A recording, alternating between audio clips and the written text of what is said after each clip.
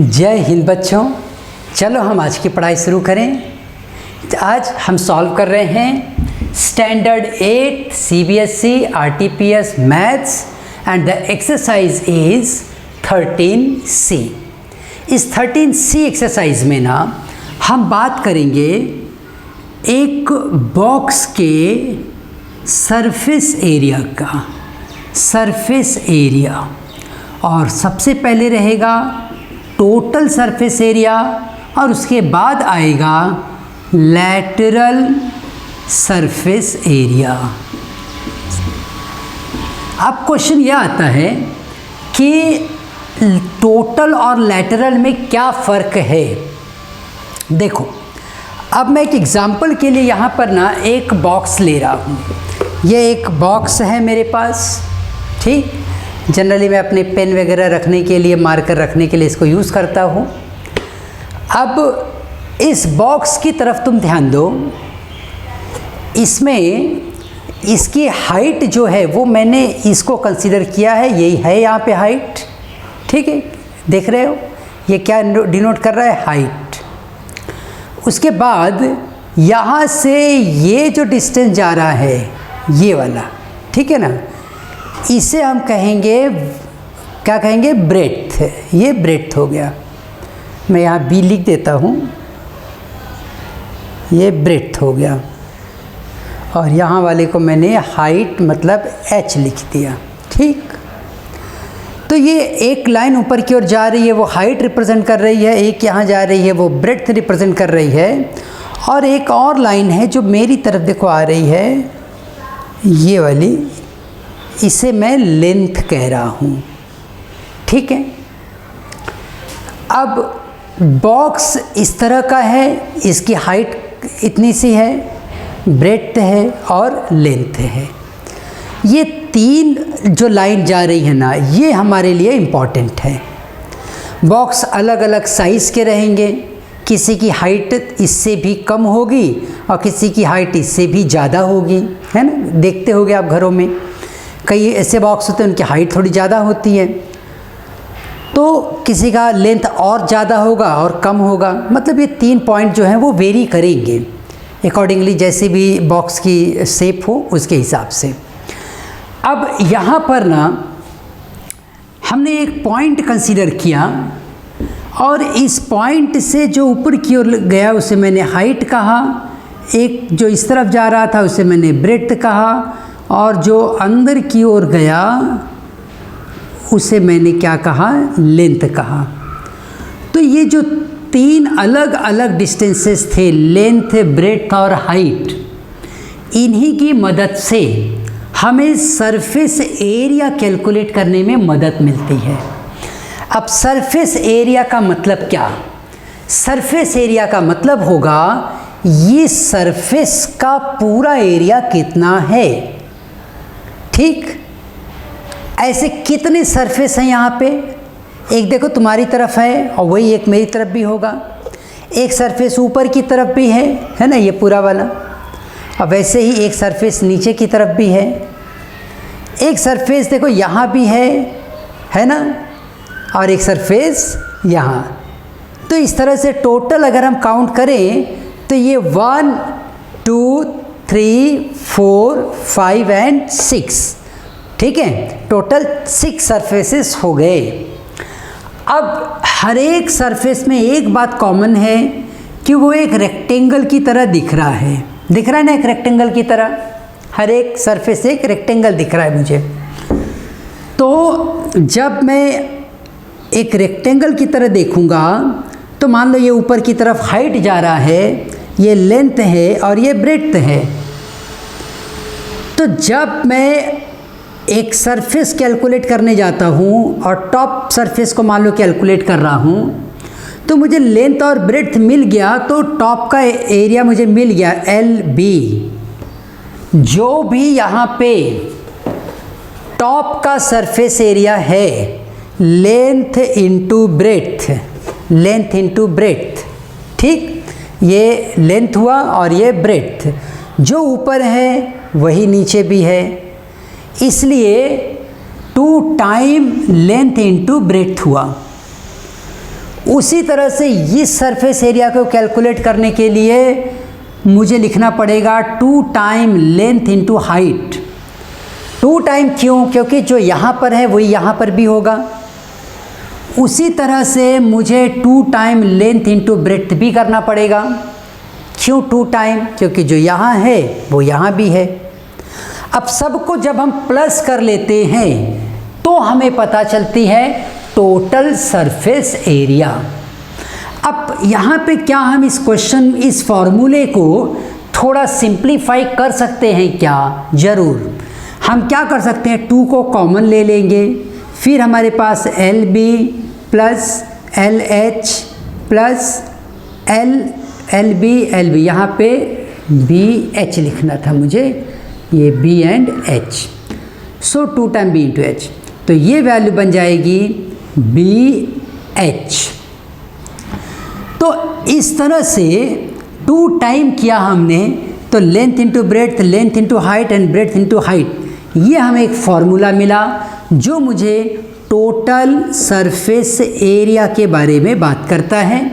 जब मुझे क्वेश्चन में ये 3 वैल्यूज़ दी जाएंगी, लेंथ दिया, ब्रेड्थ दिया और हाइट दिया, और मुझसे पूछा टोटल सरफेस एरिया, तो मैं इस फॉर्मूले की मदद से उसे कैलकुलेट कर लूँगा।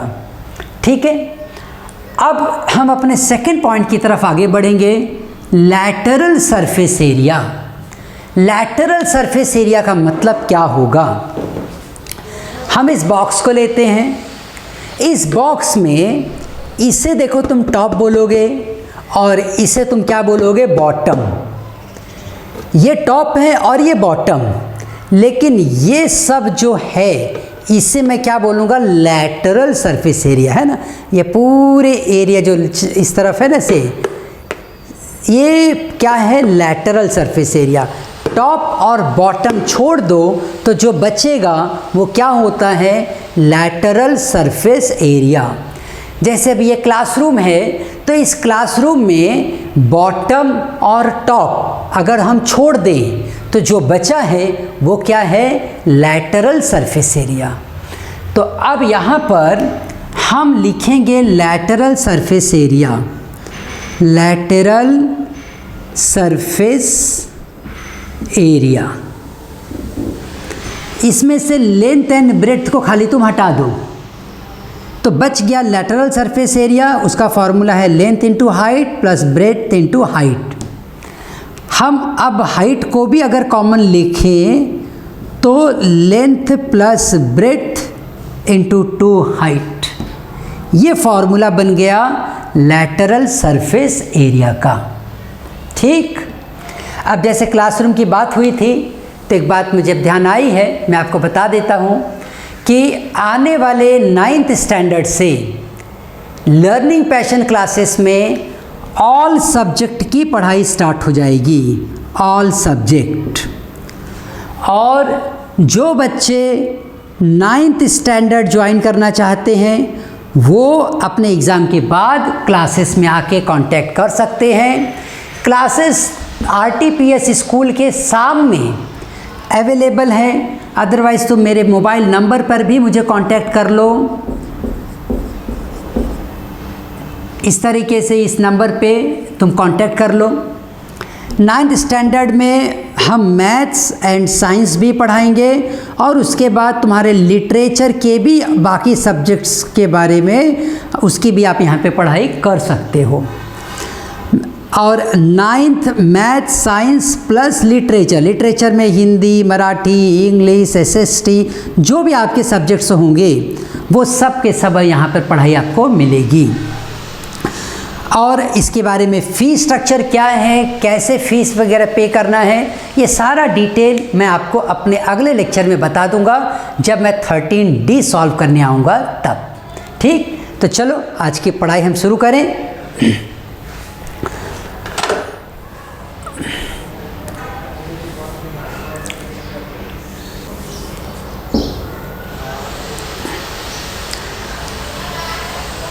अब यहाँ पे ना हमने लैटरल सरफेस एरिया एक क्यूबॉइड के बारे में बात की कि ये भी समझना बहुत ज़रूरी है, क्यूबॉइड और क्यूब में क्या फ़र्क होता है।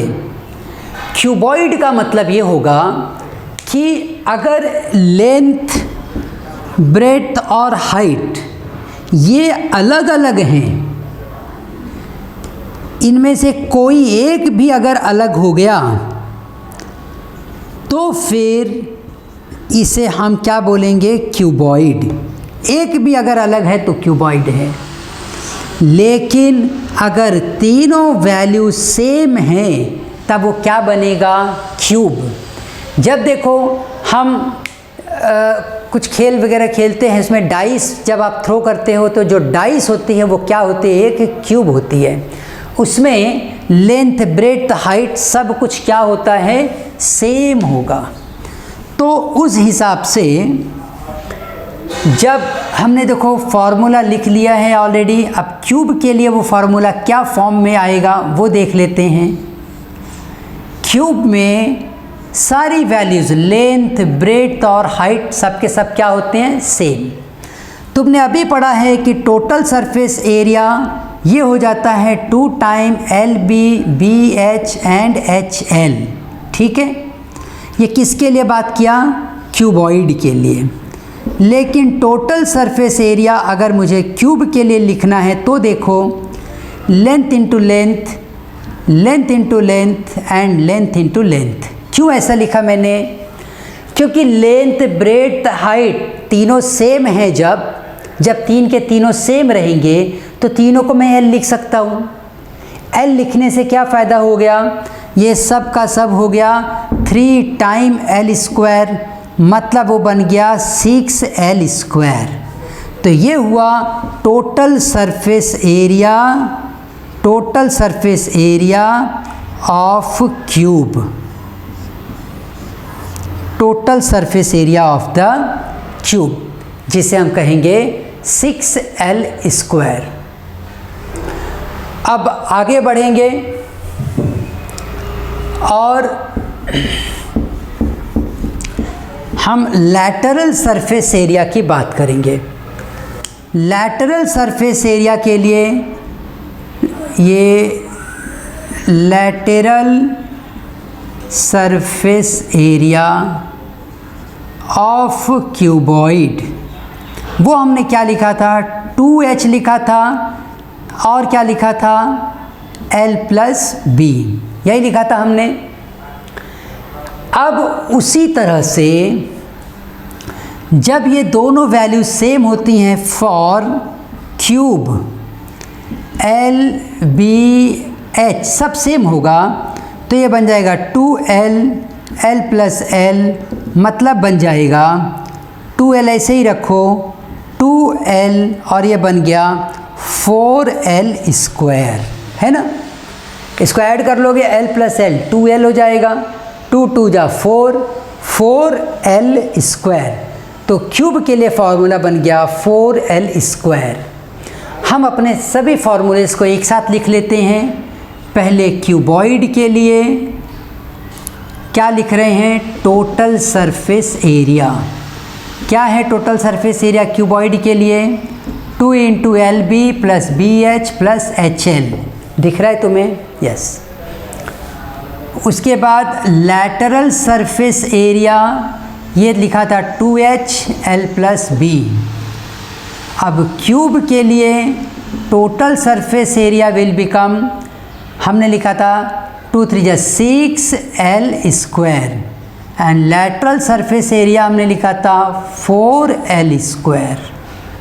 तो इस तरह से ये फॉर्मूलेज हैं हमारे पास, जिसकी मदद से हम 13C के क्वेश्चंस को सॉल्व करेंगे। अब कुछ लिमिटेड क्वेश्चंस हैं जो वो मैं ले लेता हूँ, बाकी अगर कुछ और भी क्वेश्चन तुम्हें लगे रिक्वायरमेंट के लिए तो मुझे बता देना, मैं वो भी तुम्हें बताऊँगा। इन C का क्वेश्चन नंबर 3 है। अब क्वेश्चन नंबर 3 देखो क्या कह रहा है नाम से। क्वेश्चन नंबर 3 कह रहा है कि कोई तो कंटेनर है and that container is having paint which is sufficient enough to paint this much area, इतनी एरिया की पेंटिंग वो कर सकता है। जैसे हम लोग कलर कभी ख़रीद के लाते हैं तो पूछते हैं दुकानदार से, भाई इस इतने कलर से मैं कितनी वॉल पेंट कर सकता हूँ, तो कहता है कि 10 बाई 10 की अगर वॉल है तो आप ऐसे 2 वॉल पेंट कर लोगे, तो हमें एक आइडिया मिल जाता है। उसी तरीके से इस कंटेनर में, डब्बे में जो भी कलर रखा होगा उसमें कहा गया था कि इतनी एरिया की पेंटिंग आप कर सकते हो। अब आगे क्वेश्चन ये कह रहा है कि हाउ मेनी ब्रिक्स ईंटें जो होती हैं, how many bricks of this dimension, यहाँ पे डायमेंशन कहा गया है, अलग से लेंथ ब्रेड्थ हाइट नहीं बोल रहे हैं, सिर्फ डायमेंशन बोला है। डायमेंशन का मतलब होगा कि लेंथ ब्रेड्थ और हाइट, इनमें से किसी एक को भी तुम लेंथ ले सकते हो, किसी को भी ब्रेड्थ ले सकते हो, किसी को भी हाइट ले सकते हो, किसी को भी ले सकते हो। लेकिन एक बार जब आपने फिक्स कर दिया तो फिर पूरे कैलकुलेशन में उसको चेंज नहीं करना होता है, ये नियम है। मैं चाहता तो मैं इसको भी हाइट बोल देता और इसको मैं लेंथ बोलता, तो भी कोई इशू नहीं है। खाली कंडीशन क्या होती है कि पूरे कैलकुलेशन में, इस क्वेश्चन के पूरे कैलकुलेशन में तुम्हें इसे चेंज नहीं करना है। तो हम LBH इस तरह से चल रहे हैं। अगर मुझे एक ब्रिक की टोटल सरफेस एरिया मिल गई तो फिर ये पता चल जाएगा कि मैं कितनी सारी ब्रिक्स को इतनी कलर से पेंट कर सकता हूँ। तो मुझे पता करना है कि एक ब्रिक का टोटल सरफेस एरिया कितना है। तो हम यहाँ पे लिखेंगे कि गिवन डायमेंशन क्या है। हम लिख देंगे गिवन डायमेंशन क्या है। Given dimension 22.5 centimetre, 10 centimetre, 7.5 centimetre, यह है given dimension. So the total surface area of BRICS is 2 times length into breadth, breadth into height and height into length। हमेशा याद रखो, फॉर्मूला ज़रूर लिखो। जब तुम फॉर्मूला लिखते हो तो फिर तुम्हें वैल्यूज़ पुट करना आसान होगा, और अगर फार्मूला तुम लिखे बगैर सॉल्व करते हो तो मिस्टेक होने के चांसेस हैं। और इतना ही नहीं, टीचर्स भी तुम्हारे मार्क्स यहाँ पे कट करेंगे अगर तुमने फार्मूला नहीं लिखा है तो पहले आपको एकदम करेक्ट फार्मूला लिखना है। अब गिवन डायमेंशन था, सो इसमें हम बता देते हैं length is 22.5, breadth is 10 centimetre and height is 7.5 centimetre. इतना लिखने के बाद अब वैल्यूज़ पुट कर लेते हैं हम। लेंथ इंटू ब्रेड्थ मतलब हो गया 22.5 इंटू ब्रेड्थ कितना था 10 प्लस ब्रेड्थ कितना है 10 इंटू 7.5 प्लस हाइट है 7.5, लेंथ कितना है 22.5। इसे जब तुम मल्टीप्लाई करोगे इट विल बिकम 168.75। वो मल्टीप्लाई करके तुम इसे चेक कर लोगे तो ये वैल्यू देखो हो गई 225.75, 168.75। पॉइंट के आगे कुछ नहीं है तो 0 लिख लो। 5, 7, 18, 1, 6, 6, 12, 1, 13, 13, 15, 16, this is 2, 2, 4, 468.75, 468.75। अब हम आगे बढ़ेंगे और इसको थोड़ा और मल्टीप्लाई कर सकते हैं, लेकिन फ़िलहाल इसको इसी लेवल पे छोड़ दो। हमें अब ये देखना है कि ये एक ब्रिक का टोटल सरफेस एरिया है। इतना कलर था हमारे लिए, तो हम यहाँ लिखते हैं number of BRICS which can be painted equals to 9375 divided by 2 into 468.75। 9375 into 100 कर दो, यहाँ 100 करोगे तो ये बन जाएगा 46875। तो इस तरह से हम इसे कट कर लेंगे 2 से, ये 50 में कट हो गया। तो इस तरीके से हमारे देखो यहाँ की मेहनत बच गई, नहीं तो हम मल्टीप्लाई करते, इसके बदले में यहाँ वो कट करने में यूज़ आ गया।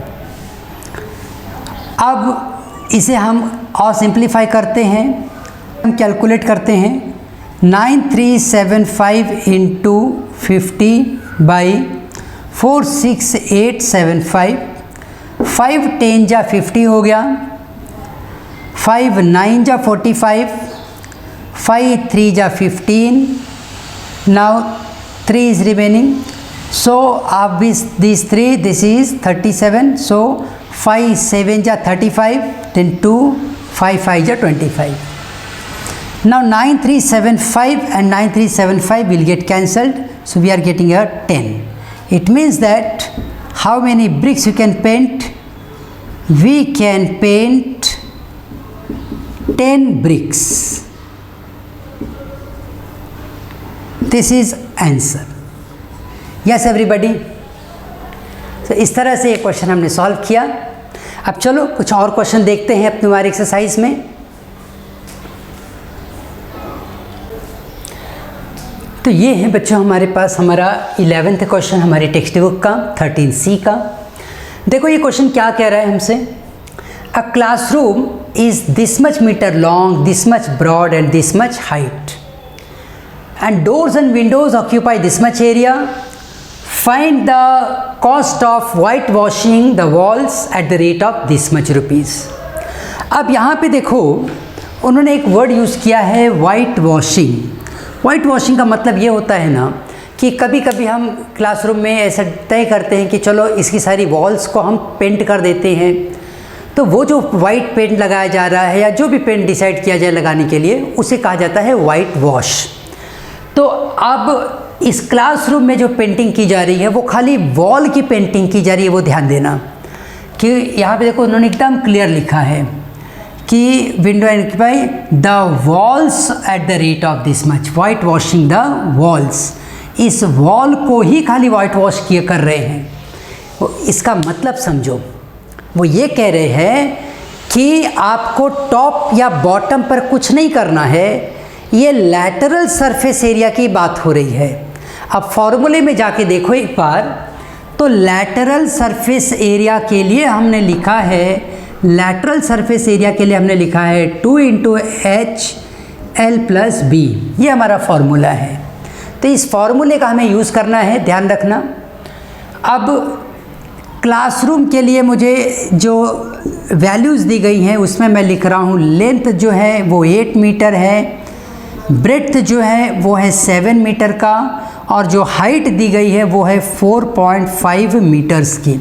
ये वैल्यू हमें दी गई हैं। अब door and Windows occupy this much area, यहाँ पे तुम लैटरल सरफेस एरिया तो पता कर सकते हो, लेकिन जब हम पेंट करने जाएंगे तो याद रखो उस विंडो पे हमें कोई पेंट नहीं लगाना है, कभी पेंटिंग नहीं की जाती है, तो वो सारी एरिया हमें माइनस करनी है।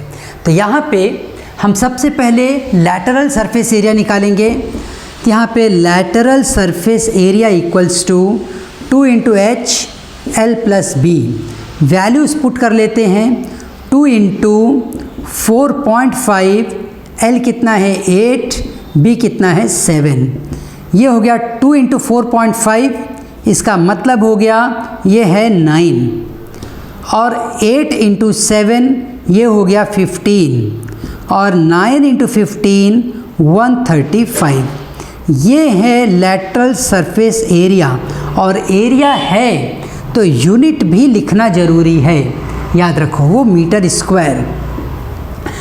अब यूनिट अगर नहीं लिखोगे तो तुम्हारे मार्क्स कट जाएंगे यहाँ पे, तो हाफ मार्क भले तुम पूरा राइट करोगे, अगर ये 3 मार्क का क्वेश्चन है तो हाफ मार्क यहाँ पे तुम्हारे चले जाएंगे, इसलिए याद रखना यूनिट बराबर लिखो। अब हमें वाइट वॉश करना था, लेकिन क्या पूरे लैटरल सरफेस एरिया का करना है क्या वाइट वॉश? नहीं, जो विंडोज़ हैं, जो डोर है जहाँ वाइट वॉश नहीं करना है, वो ये एरिया है और उस एरिया को मुझे यहाँ पे माइनस करना पड़ेगा। तो हम यहाँ पे प्रैक्टिकली सोचें कि भाई इस जगह पे तो पेंटिंग करना ही नहीं है, तो उतना एरिया माइनस करो। तो हम यहाँ पे लिखेंगे area to be white washed equals to 135 minus 18, ये दिस मच मीटर स्क्वायर। और जब इसमें से हम 18 माइनस करेंगे तो ये बनेगा 127 मीटर स्क्वायर। ठीक, सो 117 इट इज़ 117, ठीक है ना, 117 बराबर। तो 117 मीटर स्क्वायर। अब यहाँ पे कॉस्टिंग का देखो रेट दिया गया है 250 पर स्क्वायर मीटर। ये स्क्वायर ऐसे लिखो चाहे ऊपर स्क्वायर लिखो, एक ही बात है। सो हम लिखेंगे cost of white wash is 2.50 पर स्क्वायर मीटर, ऐसे लिखो या फिर बोलो पर स्क्वायर मीटर, एक ही बात है। मतलब एक स्क्वायर मीटर का अगर मुझे इतना देना है तो इतने स्क्वायर मीटर के लिए कितना देना पड़ेगा। हम लिखेंगे total cost equals to 117 into 2.50। अब इसे मल्टीप्लाई करके हमें जो अमाउंट आ रहा है, मल्टीप्लाई करके देखो, ये वैल्यू आ रही है 292.50 रुपीज़। तो ये रहा वो टोटल कॉस्ट जो वहाँ पर देना पड़ेगा। तो ज़्यादातर क्वेश्चन इसी दो फॉर्मूले पर बेस्ड हैं, इसी टाइप से हैं। किसी भी क्वेश्चन में तुम्हें अगर डाउट लगता है बच्चों, तो तुम डायरेक्ट आके भी पूछ सकते हो, क्योंकि ये क्लासेस अब तुम्हारे स्कूल के सामने हैं, केसर गार्डन में। एंड यहाँ पर उसका एड्रेस भी मैं बता देता हूँ, this is shop number 84 Kesar garden.